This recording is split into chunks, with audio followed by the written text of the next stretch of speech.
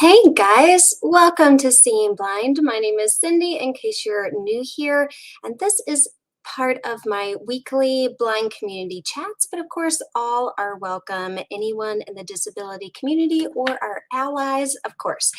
This is just a chance for us to build community, discuss, if I can speak, discuss just various topics and controversies, opinions, self insights, all kinds of things like that. It's just a kind of a place to chit chat. And you can, of course, listen podcast style, or you can watch either way. Sometimes I feel like I'll put on a bit of makeup before these episodes, and I'm like, why am I doing this? I honestly, does anybody really care? But it makes me feel good, and that's what makeup's all about. That's why a lot of us blind women do it, because it makes us feel good, right? And it's fun. So, I just wanted to cover today the topic of internal ableism. What is it? What does it look like? What does it sound like? The internal dialogue of it all, and see what insights you guys have. I would love to hear your experiences and things that you hear you tell you yourself, telling yourself your internal dialogue. And if you are currently in the midst of some internal ableism that you're working through, and yeah, we're going to unpack a lot of that today. Now, guys, remember, I'm not an expert. These are just, discussions and things that I read on, that I reflect on myself. And as someone in the disabled community, I've been blind since I was 11 years old. It's always a journey of self-reflection and learning and adapting, right? And I am just like everybody else on that journey, and I just love to open these discussions up. But I'm not an expert by any means, so take it with a grain of salt. I just think a lot of these things need to be discussed to normalize them, to feel more comfortable in articulating them. So if you hear something inaccurate, hey, feel free to correct me. If you have something to contribute, please do so. That's what these community chats are all about. It's not a therapy or doctor session, but simply a way for us to come together and discuss and reflect and share insights and knowledge and promote healthy life, right? That's what this type of thing is about. But of course, you all know I love posting tips and hacks and other types of content as well on the channel. So if you have not yet hit subscribe, I hope you consider doing so. I would love to have you part of our community here. And if you hit that notification bell, it's going to notify you when I go live for these community chats, which are typically on Tuesdays. But if not on a Tuesday, it's on a Thursday. And I, of course, try to shoot for that 12:30 to 1 p.m. time frame of starting anywhere around then. So it's during lunch or just after lunch, wherever you may be, or before, if you're on Central Time. And yeah, so hit that notification bell so you can get those alerts. And I don't always schedule them 24 hours ahead of time. Like today, I didn't get it posted until about 45 minutes ago. So that's just the way the cookie crumbles sometime. And yeah, so we're going to discuss internal ableism today. I'm going to give everybody a chance to get their notifications who have subscribed to the channel, and allow them to join us in the chat. And I'm going to tune into that chat periodically through today's discussion. And if you would like to join me, if you're watching this, if you feel like you have some specialty and specific insights and would like to contribute on to this discussion, I would love to revisit this, because it is a huge topic and a lot to unpack. And I would love to have a guest come on for this topic with me. I just was not able to find one prior to today. And so I would love to have anyone with a specialty or any kind of specific experience that gives them knowledge in this area that could join me for a future discussion. So if that is you, please email me at seeingblind101@gmail.com. All right, let's see. I'm going to pop over here. I'm on my computer, so you'll see my eyes kind of popping around everywhere, jumping around a little bit, trying to figure out my screen here. Hang on just a second. I forgot to pause that. Okay, there we go.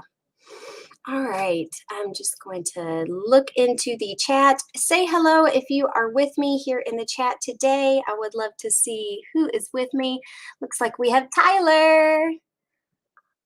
What's up, my friend? How are you? Hello. Good to have you with us for the live stream. We also have Nicole.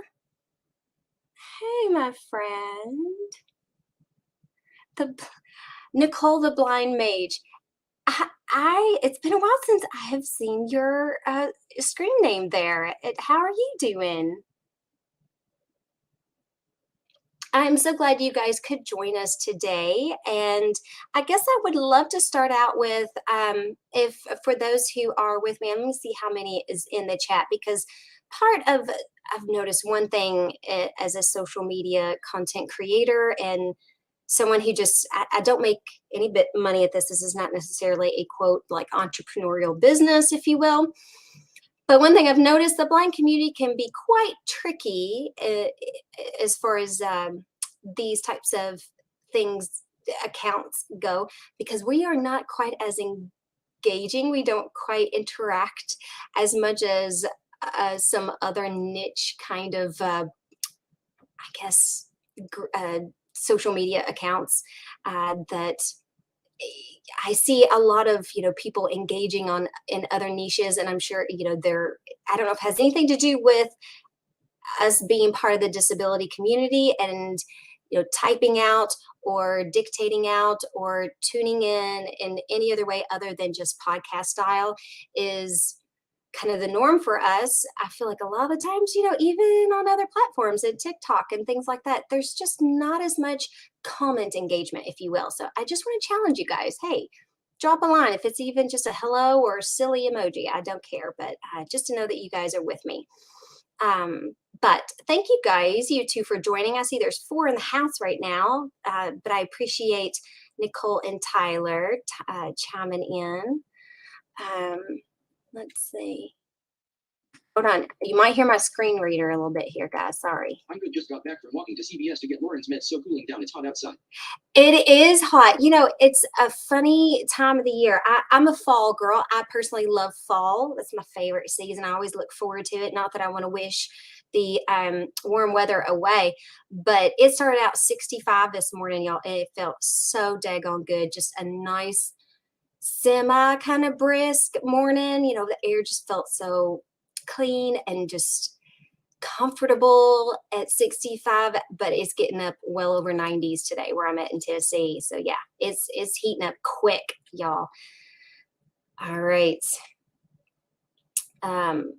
Yeah. So Nicole, where are you from? Or Tyler, I mean. So that comment was from Tyler, I think.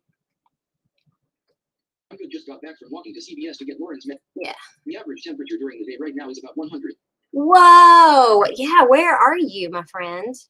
That's quite ridiculous. If anybody's watching on the replay, I'd love for you to comment down below. What is your high temperature where you are at as you are watching? If you feel like commenting, I would love to hear what is everyone's temperatures? Because we're coming in. It's September 1st, y'all. I'm like, where's my fall weather? I want things to start kind of cooling down just a bit. Where's some relief? You know what I mean? Especially for all of us disabled folks that depend on public transportation. Now, of course, I myself am outside the public transportation service zone. I'm in county limits, outside of city limits. So I don't have access, but I know back in the day when I did use public services a lot, I would stand at those bus stops sometimes for a long time.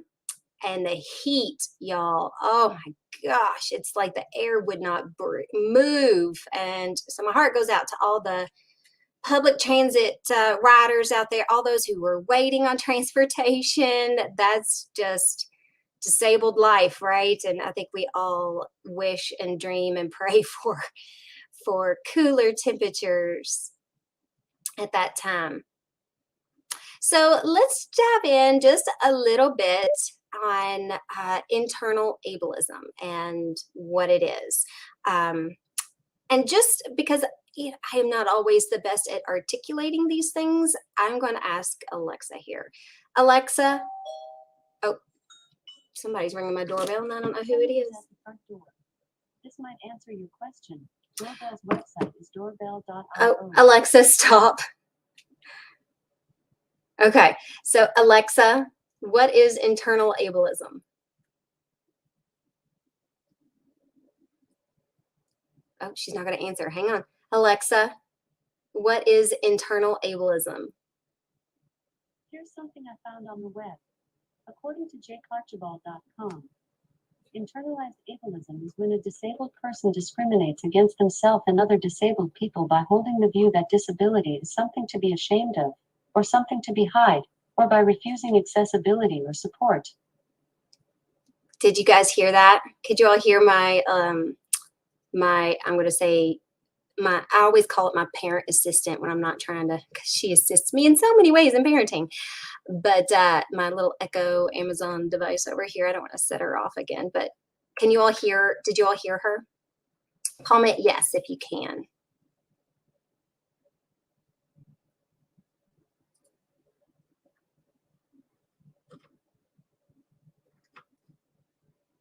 Trying to tune into these comments over here, my friends. Let's see, were y'all able to hear that? I'll recap for you guys. So basically, internal ableism is when a disabled person basically, hang on just a bit. Hold on, y'all. Pause just for a minute. I'm not sure. Voiceover on. Set notifications. YouTube. Set notifications. YouTube. 31 minutes ago. Amy Esther. But you don't look sick. Ellipsis. Attachment. TikTok. Okay. Sorry about that. I'm not sure what's going on. My doorbell's ringing, my phone's going off. I'm like, what in the world? But so internal ableism, you know, this is the problem with live streams, y'all. I would be editing all of this out, but I can't do that live. So welcome to live. You can't edit the good moments out, right? So internal ableism is when a disabled person basically limits themselves and applies these negative connotations, limitations, impressions, and perceptions on themselves in a way that it sort of creates our own barriers, if you will. And a lot of the times in the blind community, I see this the most, internal ableism, with canes, accepting the white cane. A lot of the times it's in our best interest to have our white canes with us, but it is such a huge battle for it, and it takes time to come to that level of acceptance of our white cane. And it's because of that internal ableism. It's because of those internal negative messages and associations and perceptions that we fear. What are people going to think? I'm automatically labeling myself as visually impaired. I'm not going to be able to mask or hide or anything like that anymore. And what are people are going to think? And all of those types of negative internal dialogues, that is internal ableism. And I think that's what I see the most within the blind community. I could be wrong. I would love to hear your all's experiences. If you've heard yourself say things like that, the little insecurities that come from these negative perceptions that we grew up with, from our culture, from our society, that we're not blind enough, we're not disabled enough. Oh, for example, I have a friend who is a wheelchair user, and for the longest time, she pushed and pushed and pushed herself physically with other mobility aids and caused herself so much pain because of this negative association connotation with the wheelchair that people, hang on just a bit.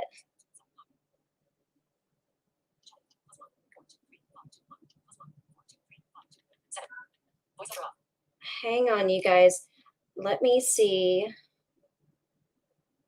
what is going on. I'm going to check some messages real quick here. Voiceover on. Messages. +1 423 345 8783. Maybe you're trying to deliver your prescription if you are home. 1 p.m. +1 423 345. Sorry about that, guys. So anyway, where was I? Live stream, y'all. I'm telling y'all, it's tricky. So the using the white cane, and I'd love to hear your all's experiences with it as well.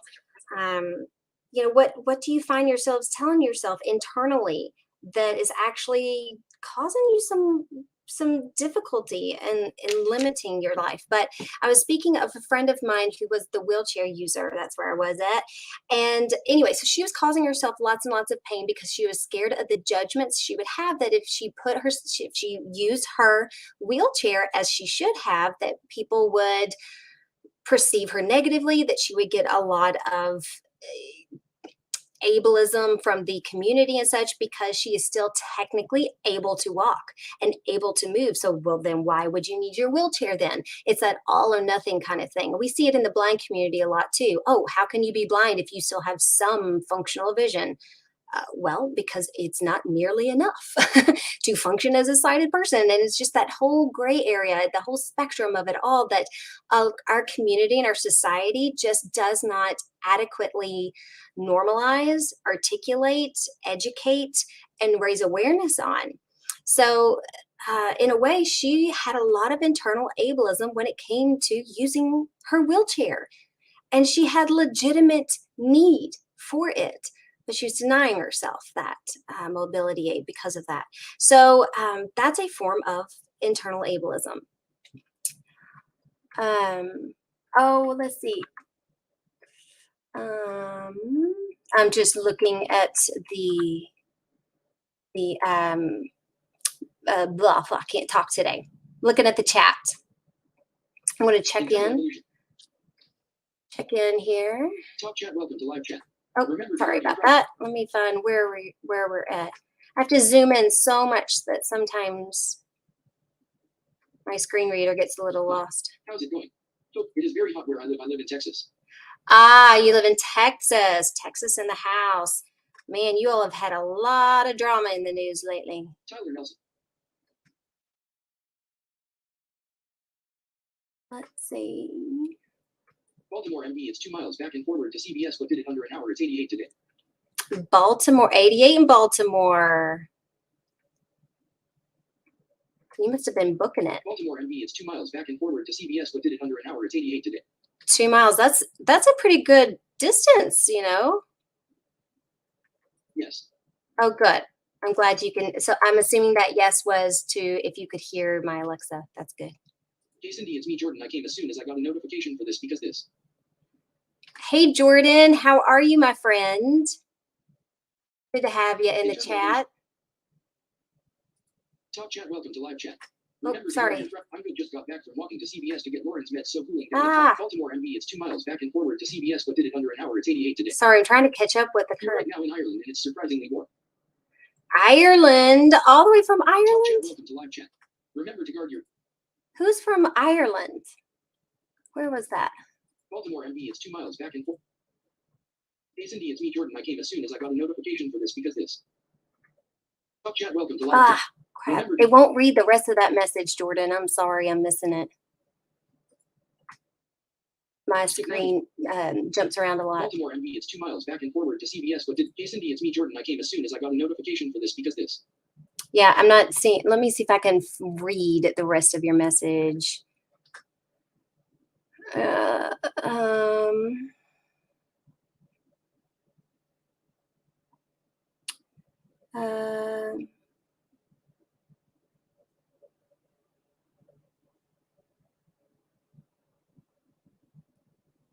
Okay. I see you were trying to send an email. Okay.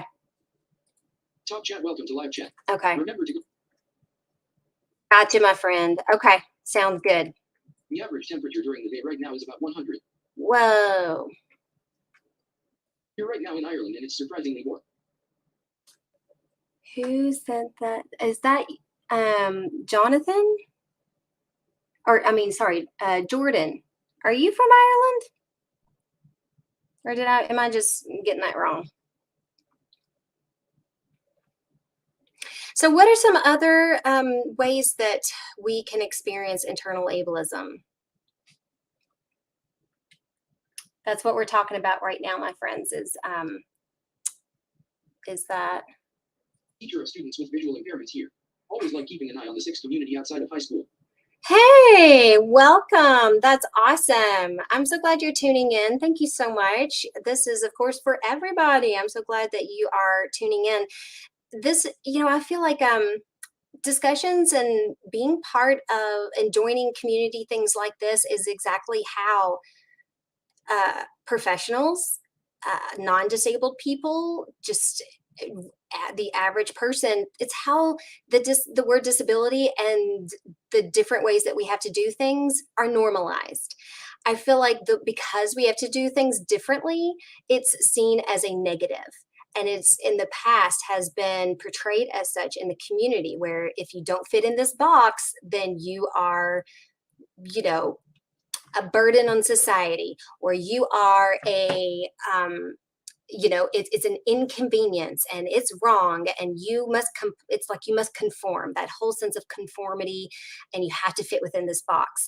And it's a lot of us, so much internal trauma is caused that leads to internal ableism, because our society associates so much negativity to the word disability. And so much of that can just be combated so that future generations don't experience that to the degree that those of us born before ADA experienced it, by normalizing it and educating our community, our loved ones, the professionals around us. And of course, I always tell every teacher and non-disabled person out there that there is no better expert than the person with a disability themselves, and every disability is different. And so if you have a question, if you want to know what is the best accommodation, ask them. A lot of people, there's a lot of discussions right now. Some of the things, by the way, just a side note, my ADHD is kicking in here, y'all, but one of the side notes that I always try to include in these community chats are some news updates, what I have been seeing and observing across all the platforms as a content creator. One of the hot topics right now, of course, are IEPs and 504 plans for students in public education system. And IEPs is a hot topic right now. And a lot of people don't understand, like a lot of parents are like, what should I advocate for? What should be put on the IEP? And should I just ask for everything? And I refer to it as the spray and pray approach. They will apply any and everything possible that a person with this type of disability could ever want or use or benefit from, and pray that whatever's on the list, there will be something that will jump and benefit them and cover their bases, and it'll get the job done, and they'll be able to learn and function. The problem with this is it again causes a lot of negativity.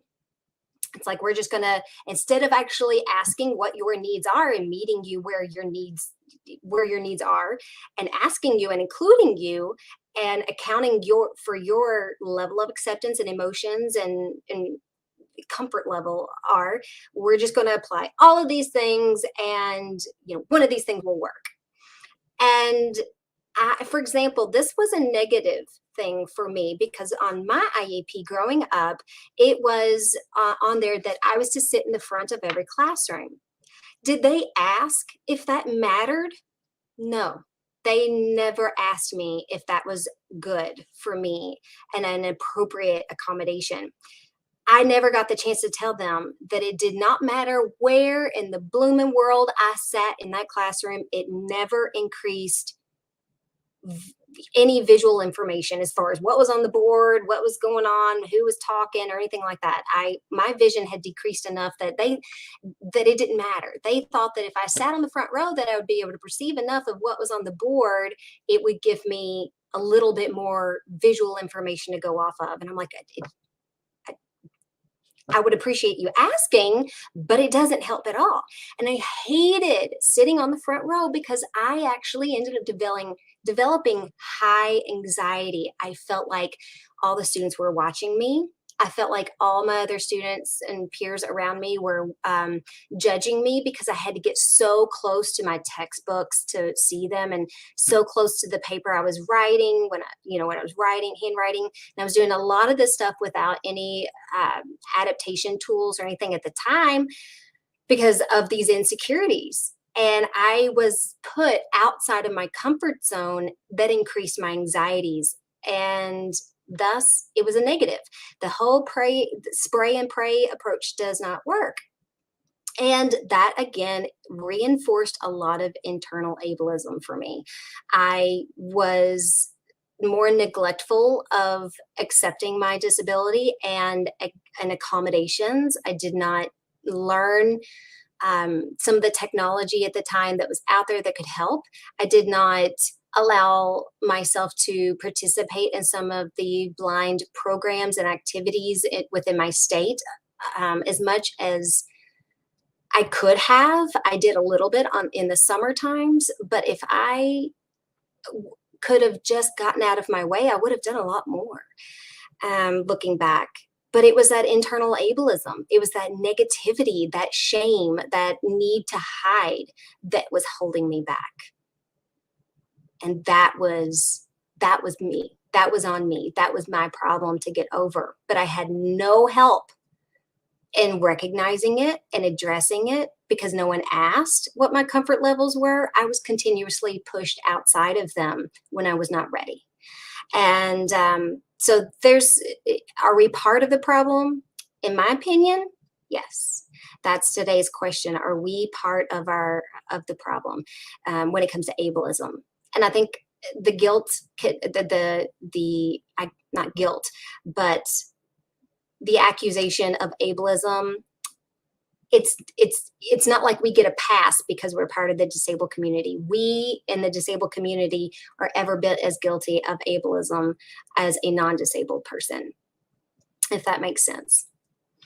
And just to expand a little bit more on the community's impact on our internal ableism, it's like for example, even take the disability placards or the symbol, the sign for disability, which I die a little bit inside every single time I hear someone refer to it as the handicap one. If you all don't know that term and why it's so derogatory, if you don't know the history behind that, I'll share that story because it's a very powerful one as well. But even that sign presents this negative connotation and judgment that you are not disabled unless you are in the wheelchair, because that's the image on the sign. And a lot of visual people take that literally. And so it also implies that a disability must be visible.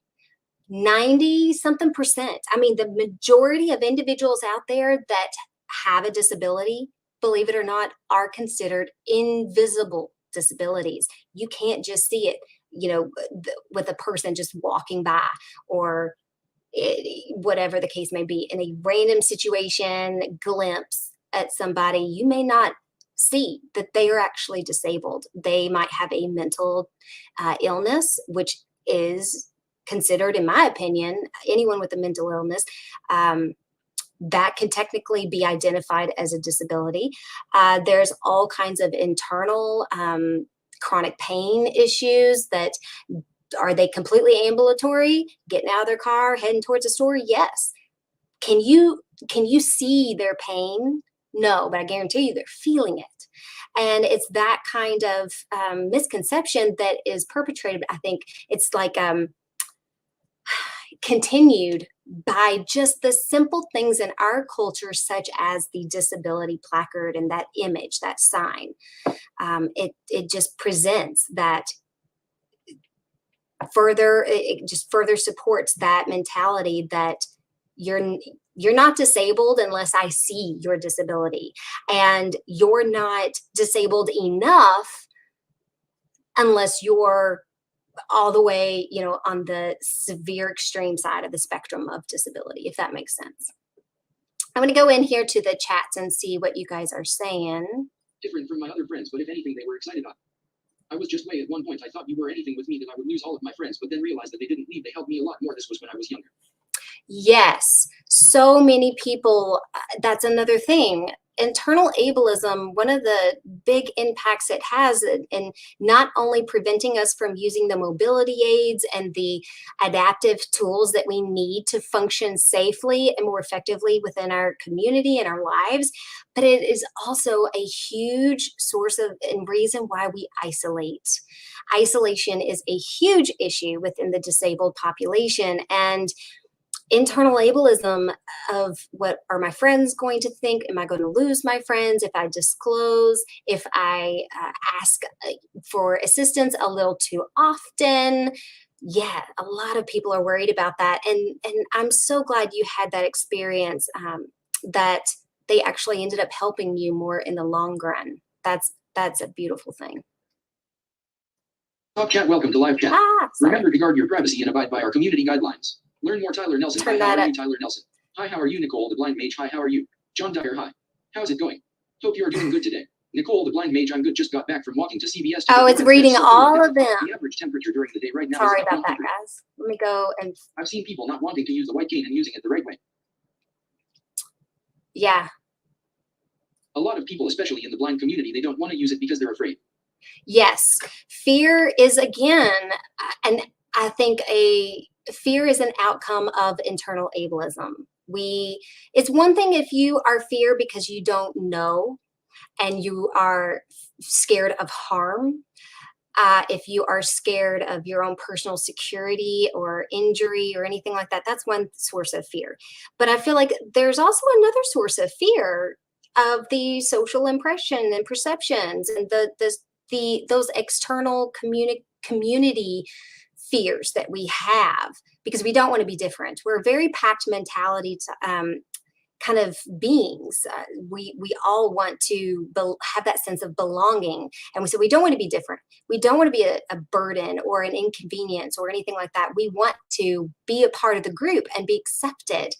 And when we are constantly fed these little negative nuggets throughout our entire life regarding even the word disability, then yeah, of course, that's going to cause us to fear those situations that highlight that disability. And so, yeah, a lot of people do not use their cane out of fear, but it's rooted in internal ableism, that shame of it, that wanting to hide because of that fear and insecurity. You're very correct there, my friend. Talk chat, welcome to live chat. Talk chat, welcome to live chat. Why does it keep Remember to going guard your back there? privacy and abide by our community guidelines. I'm good. Just got back from walking to the average. Always starts at the very top of the chat and the very Talk beginning. chat, welcome to live chat. I did it Remember to guard your again. privacy and abide by our community guidelines. Learn more. Tyler Nelson. Hi, how are you, Tyler Nelson? Hold on, y'all. I've got to figure out how a better way is. Teacher of students with doing visual this. impairments here. Always like keeping a knot. I was just way at one point. I thought you were anything with me that I would lose all of my friends, but then realized that they didn't leave. They helped me a lot more. This was when I was younger. Yeah, we just talked about that one. Different from my other friends, but if anything, they were excited on. Feel happy now then. Oh, it's not wanting to read it all. Talk chat, welcome to live chat. I did Remember it to again. guard your Hold on. This is a pain in the butt, isn't it? I need to get better magnification, OCR stuff. I've been experimenting around trying to get free versions of things, and Talk chat, welcome you to get live what chat. you pay for, right? Remember, talk chat, welcome to live. Talk chat. All right. Teacher of students with visual impairments here. Always. It's hard to figure out where we left off. Madison, here. My mom was a 6 teacher while I was a kid for a few years. She had me attend and eventually run my IEPs to help me learn how to advocate my needs. That's awesome. Yes, I think a lot of the times when we are included in the IEP process, when the students are brought in on these meetings, it is huge because the more it's discussed in open, the more it's normalized, the more you learn how to advocate for yourself, the communication skills, the language that's used, the different ideas that's thrown out there. And the more confidence that you get, the more, even when they don't ask, what accommodations do you want, you then get that self-confidence to speak up for yourself and advocate for yourself. Well, actually, sitting in the front row does not help me absolutely at all. In fact, it causes me more anxiety. Like, I never got that. I never had that self acclamation, self advocacy skills when I was in high school. And um, I feel like a lot of it is because I was not a part of a lot of those communications until the very, very end. And it takes years to learn those skills. It's not like, especially as a teenager, it's not like those skills take 1-2 years of experience to gain, to build. I mean, for most of us, I did a TikTok video recently talking about how just accepting some of the difficult emotions and getting past the bitterness, the anger, the sadness, the fear of being diagnosed with a disability, it could take up to 5 years or more. And a lot of people, and especially our supporters and our allies, think that, oh, well, they were diagnosed 3 years ago or 4 years ago. They should be used to it by now. They should have communication skills by now. No, no, no. And again, that perpetuates internal ableism, that expectation that we are supposed to be at point Z when we are still at point B. You know what I mean? Having that pressure of, well, they should be over this by now, or why are they still crying? Or why are they so angry? Why are they so neglectful? And it's like they're battling their own internal ableism, and you putting that pressure on them to get over it is not helpful. It's not helpful when the community does that.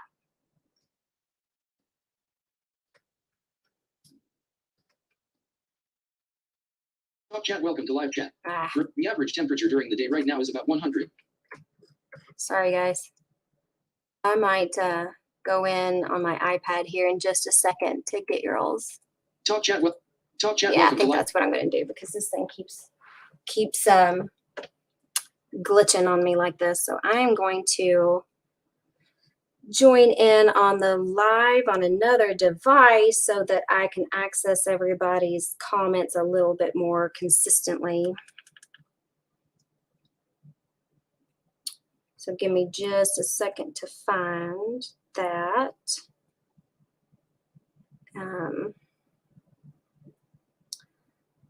So I'm curious, how long do you all, I'm going to throw this question out there while I'm doing this.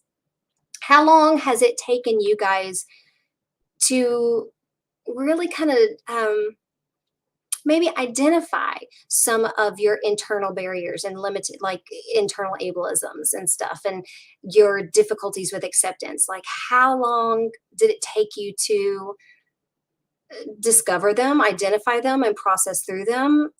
Have you overcome them yet? I'm curious, what are your all's experiences and journeys so far with that?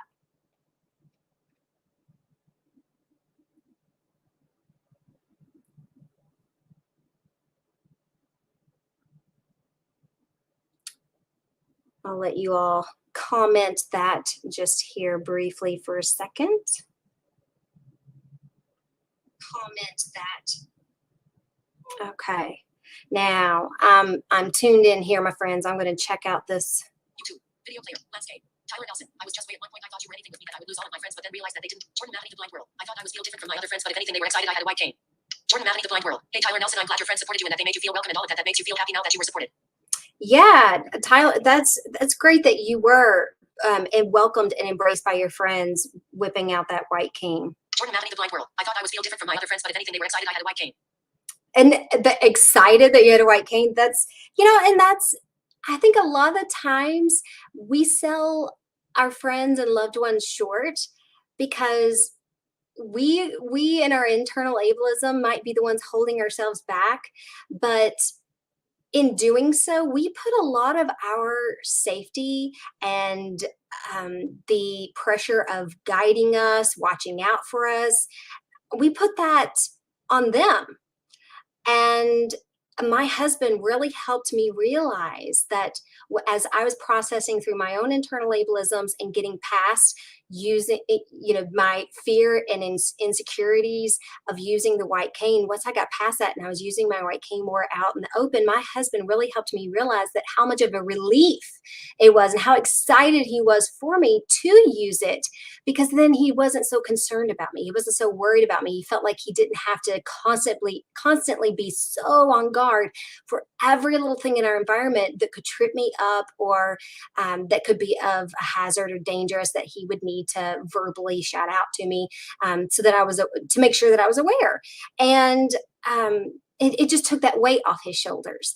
And so a lot of times we, in our own insecurity, in our own internal ableism, we lose that whole perspective that our loved ones and friends are actually happy and they are so supportive when we do embrace it.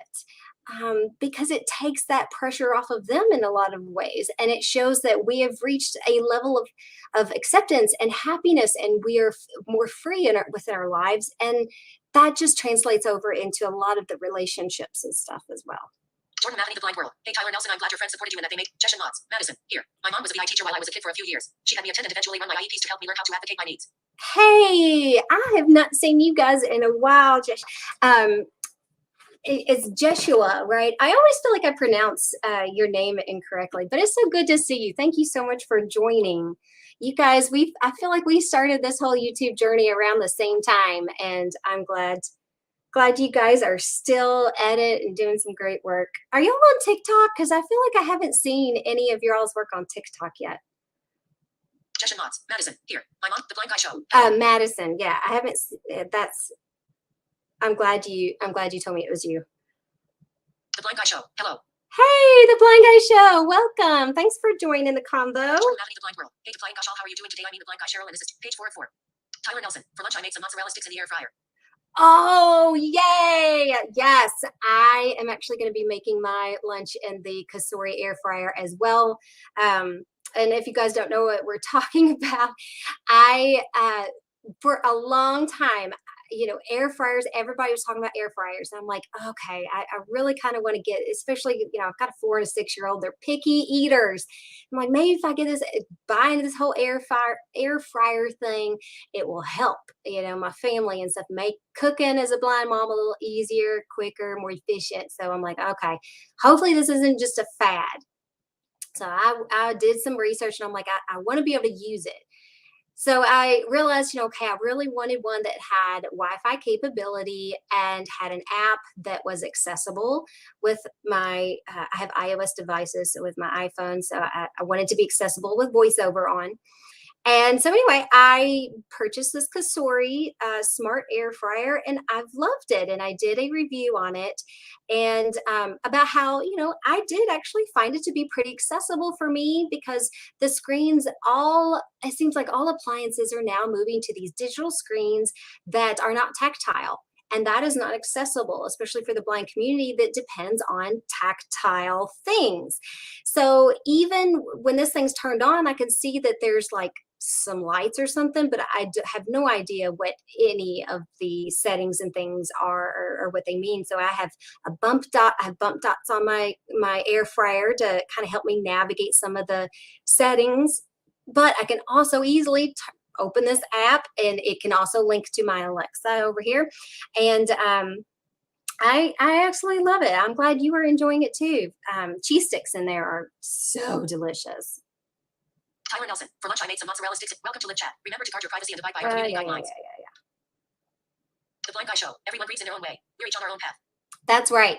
That is so right. I just did a TikTok on saying that exact same thing, because I see so many people in the disabled community, and not just in the blind community. This is across the entire disabled spectrum, that a lot of people, they're dealing with the whole negative connotation of accepting disability and their own internal ableisms that they were brought up with and led to believe. And it takes a lot to overcome and relearn what you have learned from some Star Wars coming out in me. But it takes a long time, and a lot of people will go, 2, 3, 4 years in, even 5 years in, and they're like, why am I still struggling? Why is this still controlling every issue of my life? I can't function. I'm not the person I want to be. I'm constantly miserable. All this stuff. And I'm just like, well, yeah, you are still in the beginning of adjustment phase. People do not realize that everyone has their own pace, and they'll compare their journey with everyone else's, and then use that as fuel to beat themselves up even more. Like, I should be over this by now. I should have, why can't I just get up out of bed today? Why am I so mad and bitter and angry? Why am I snapping at everybody all the time?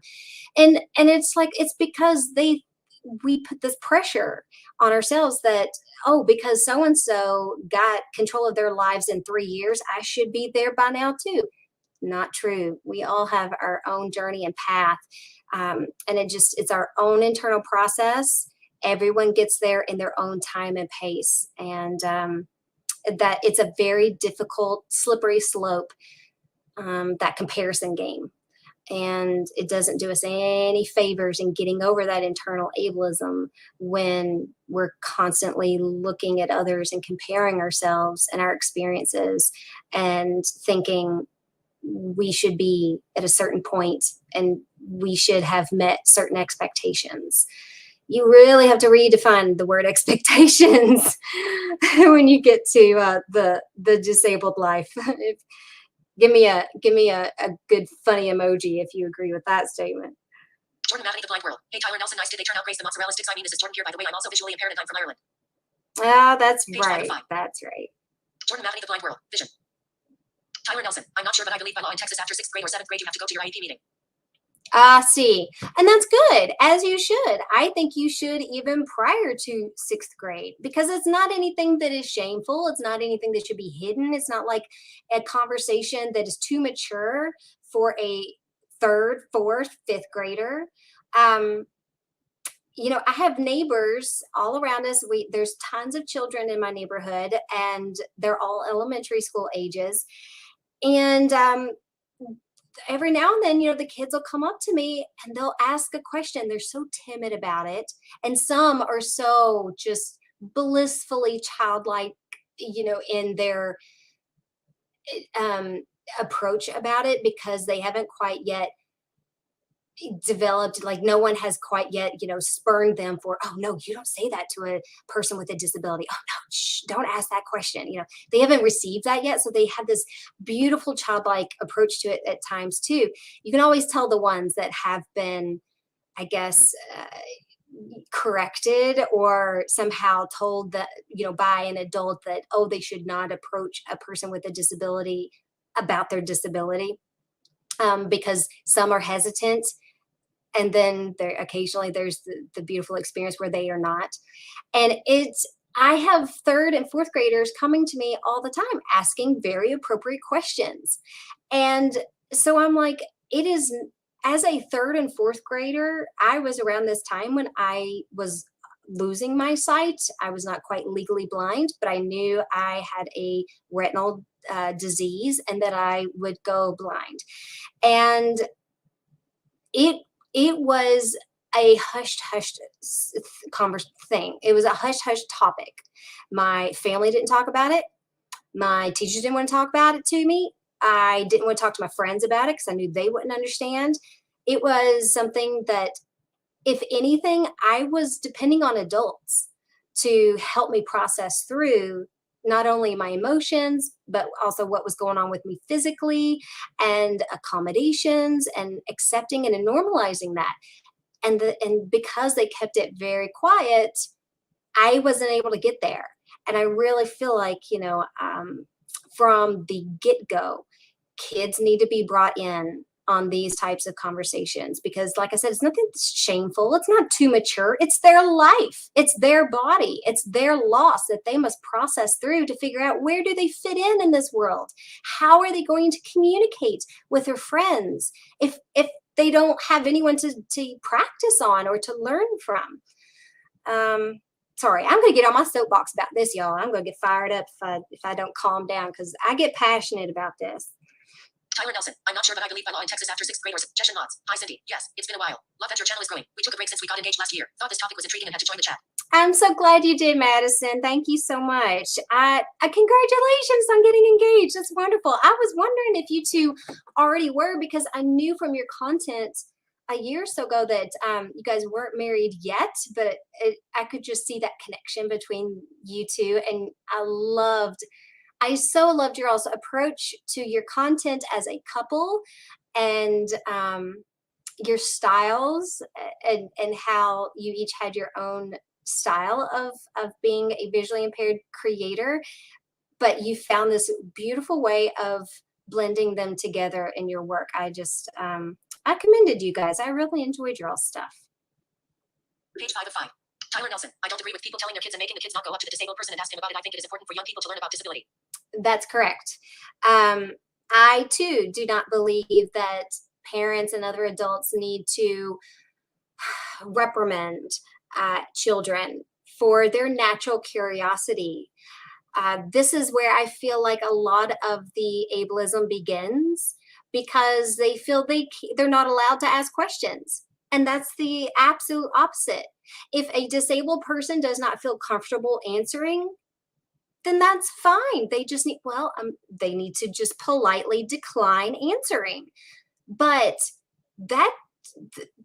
I feel like there is less harm in that approach and sort of perspective by the community than the community saying, oh no, we shouldn't ask them, we shouldn't approach them at all, or no, don't say anything, shh, it's very hush hush. And that's what perpetuates that whole shaming effect, that whole we can't talk about this thing, we can't normalize disability, it's a negative thing and it shouldn't be addressed, or we shouldn't ask questions. If anything, I want any and everybody in my life to ask me questions anytime it pops in their head. And if it's an inappropriate time, then I'll let them know, like, hey, can you ask me, another day, let's put a pin in this. I promise I'll answer you, just not today. There's days I don't feel like talking about it. I don't want to talk about it. I'm having a low day. I'm having a bad day. I'm processing my own stuff internally. I don't feel very articulate. I don't want to talk about it. And that's valid. But I still want them to ask. I still want them to feel like anyone in this world can still have the freedom and choice to come to me and at least ask. And it's up to me if I want to answer. I choose that. I feel like that is a much healthier and beautiful setup for our society, and accepting and preventing a lot of the ableism, when that's the approach, rather than the whole don't ask, we shouldn't talk about it, don't make them uncomfortable. If a disabled person's uncomfortable, then that's up for them. That's their advocacy skills that needs to come into play. I feel like it's a disabled person's responsibility to be able to express their comfort level, and when they're willing and able to disclose whatever information or how they feel, what they need. And if they can't, then that's their internal growth. That's their growth that they need to work on. And by people asking them, that's going to constantly bring it up enough for them to work on it, to push them to grow, and to get those communication skills. Hopefully that makes sense. Are you guys still with me? What do you all think of that rant thus far? And again, my friends, I am not an expert. I am not a psychiatrist, psychologist, or anything like that has expertise in this, but I lived it, and this is just things that I read and my own personal reflection on this and how I feel. So it's simply my opinions, and I just hope that you guys are gaining your own self insights and internal awareness of your internal dialogue, and how you yourself can identify some of your own internal ableism that might be presenting your barriers to yourself in your own personal growth and your own personal control over your life and situations and relationships and how you function in this world. A lot of I feel like a lot of people also use internal ableism as in a way that it's like it gives them permission to not go to college or to not strive for their dream career. You know, before I knew I was going blind as a young child, I loved playing with hair. Loved playing with hair. I thought I was going to be like go to beauty school, go to cosmetology, and I really wanted to do hair. That's what I wanted to do when I grew up. And then it moved into nursing. I wanted to be a nurse and stuff. And that's around that same time as when I learned I had a retinal disease and that I was going to lose my sight. And it really made me grieve the knowledge that, okay, these are careers that I'm probably never going to get to pursue. And, you know, it's one of those things where is a 4'5" person going to be an NBA player? Probably not. I mean, there are some physical limitations in that I would not make a good nurse, nor would I want to try because of the pressure and liability. And I would not be able to give some, I would not want to poke anybody with a needle blind. Let me put it that way. And I was realizing that, but there's so many other things that I sold myself short on that I could have done. But because it was like a slippery slope for me, well, I can't do this. Well, I guess I can't do that. And because I can't do that, that means I can't do this. And then it got into this whole slippery slope of I can't.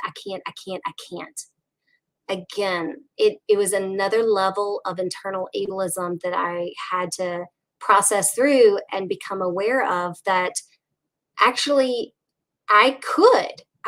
There for a long time, I was talking myself out of going to college and getting it. I can't go to college. I can't get it. I'm a C average student and I was happy playing the dumb blonde and I never pushed myself academically. There's no way that I could make it in college. And I processed it. I got over that internal ableism and I graduated from college. I have a degree. And I applaud any disabled person that does have college education. We are unfortunately the minority with the lowest statistic in college graduates. And I feel like it is not just due to society and our culture's lack of accessibility, but our own internal ableism and dialogue where we just talk ourselves out of it, where we give ourselves permission not to have the self-discipline to still strive for our goals and ambition. I'm going to see what chats are going on. Jordan Matheny, The Blind World. Vision. Jeshan Watts. Hi, Cindy. Yes, it's been a while. Tyler Nelson. I don't agree with people telling their kids and making the kids not go. Page 6 of 6. The Blind Guy Show. Personally would rather have people ask me the tough questions than just speculate. Educating is important. That's correct. You're right. Thank you for that, The Blind Show. I think I totally agree with that. It's like I have a t-shirt in my merch shop that says in fact, I'm wearing one right now. This is my superpower one. It says like things disappear when I look at them. But I got another one in my merch store that says, I'd rather you ask than assume. It's like #disability awareness. Because yeah, I'd rather people ask me the difficult questions and me choose if I'm okay answering or not than to just assume. Because it's there in those assumptions where I feel like our society and culture has developed all those misconceptions that keep getting perpetuated generation after generation after generation because they've been taught not to ask. And so they assume, and their assumptions are dead wrong. For example, a lot of people think that I wear sunglasses because I don't like it when people look at or can see that my eyes aren't looking straight on, or the position of my eyes, or that it has something to do with me preferring glasses to make everyone else comfortable. And there was a period of time where, yeah, that was probably true. It took less energy to mask when I was wearing glasses. I didn't have to worry about making sure my eyes were pointed in the correct position and direction. But no, that is not the case for me now. And I have to constantly educate the people in my life, when that if I have to go outside, they're not going to bring it up because they are under their own assumptions, right? They think they have the correct answer. They don't know what they don't know. And so a lot of the times I'll bring these things just voluntarily up, and I'll say, oh, they got, just so you know, you'll never see me on days like this without sunglasses. Got to wear my sunglasses. And it sparks that conversation of, oh, why? And I have to explain and educate about photophobia, light sensitivity, the light. I can't be outside on a sunny day without wearing sunglasses. You'll never see me outside on a sunny day without sunglasses because it hurts. And it also contributes to additional sight loss. So they had no idea. My neighbors had no idea that was the actual reason and rationale for why a lot of people with visual impairments wear sunglasses. And so sometimes I feel like we ourselves have to, reflect on our own internal ableisms, accept them. And when we've gotten to that comfort level of discussing them, bringing them out on our own, because people aren't going to ask, and just nonchalantly in appropriate times and places explain, hey, just so you know, this is why I've got my white cane today, but I may not have it tomorrow, and why you'll see some inconsistency. There's actually a pattern to this, and here's what it is. Sometimes we have to volunteer that information because people don't know what they don't know, and they don't understand when they should ask. Jordan Matheny, The Blind World. Yes, Cindy, one video I like that you did is how to light a candle as a blind person, blind woman, and I like your technique. Oh, thank you. I'm so glad you liked that video. That was something that I posted on TikTok first, and it performed so well. I don't want to ever use the word viral because never in my life do I think I'll ever have that kind of content, but it performed extremely well with thousands and thousands of views on TikTok. So yeah, I'm glad I put that up on YouTube because it just, a subscriber recently just informed me that like all things in life, we have preferences and social media preferences. Some people like TikTok and they're never on YouTube, and some people are on YouTube and never on any other platform. And so I've been trying to do better at sharing my content, because it used to be I would post something different on Instagram, something different on YouTube, and something different on TikTok. I was wearing myself out doing that, and I also was realizing I was missing a lot of my community members that way. And that was one of the videos I did post everywhere, and I'm glad that I did. I'm so glad that you enjoyed that hack, my friend, and that we're coming up on candle lighting season too. Fall is my favorite time to have a good Yankee candle going. My favorite is Harvest. That is my favorite candle scent. And yep, that's the candle hack I will be using almost every day. Page 6 of 6. Jordan Matheny, The Blind World. Yes, Cindy, one video I like that you did is how to light a candle. The Blind Guy Show. I wear shades because I'm cool, smiling face with sunglasses. Amen, my friend. Amen. We just wear them because we're cool. I get it. I Jordan love Matheny, it. The Blind World. The Blind Guy Show. Yes, you are cool in my opinion, and your channel is cool as well. Thanks. I appreciate that feedback, my friends. Well, if anybody doesn't have any questions or concerns, or if there's anything else that you guys want to touch on, if anybody wants to know what sunglasses I recommend, all that kind of stuff, just drop it in the comment section down below. I also have a link tree in the description box that you can check out. That's got all the links to, all my accounts at the very bottom, but also my Amazon storefront where I have all those types of things that I recommend and love personally in my blind life. You can check that Amazon storefront link there on my link tree, my merch store thing, my most latest updates, latest finds.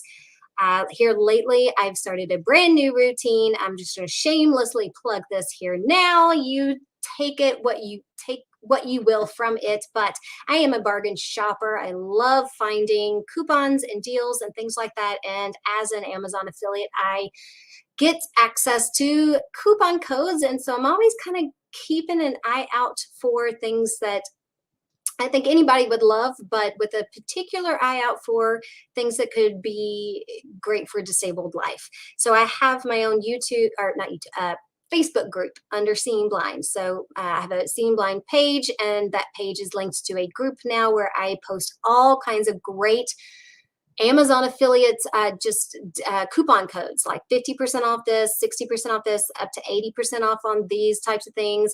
And I post every single day, multiple coupons. It's hit and miss. If there's something that a product or something, gift idea, anything that you're specifically looking for, wanting, let me know. Save yourself hours of research and hopefully money. Hit me up, let me know what it is you're looking for, or just check out that group and join that. And you can check out the daily deals every afternoon. I post in the mornings. So that's what's my latest project here, and morning routines. So thank you all so much for joining me for this discussion. Again, I might touch a bit on this again in the future if I can get a professional, someone with some genuine experience and that could really give us a lot of great value and content on the topic. I'd love to revisit it. Otherwise, I think it's just really good to discuss these, because in a discussion and sharing of our own personal experiences, it helps bring to light some of the ones that we ourselves have internally. And discussion is just part of the whole journey of awareness and acceptance and normalizing these issues. So thank you so much for participating and joining. I appreciate those who are watching on the replay.